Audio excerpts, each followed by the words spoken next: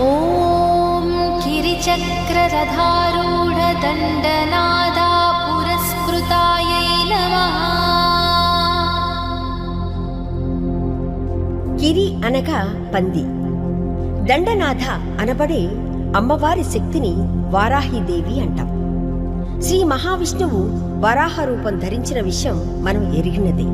ఆ వరాహ అవతారం స్త్రీ రూపం ధరించినట్లుగా కనిపించే శక్తిని వారాహీదేవి అంటారు.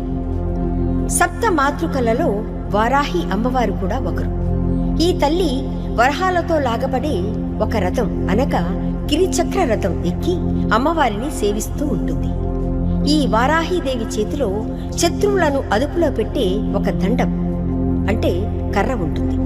అందుకే ఈమెను దండనాథ అంటారు.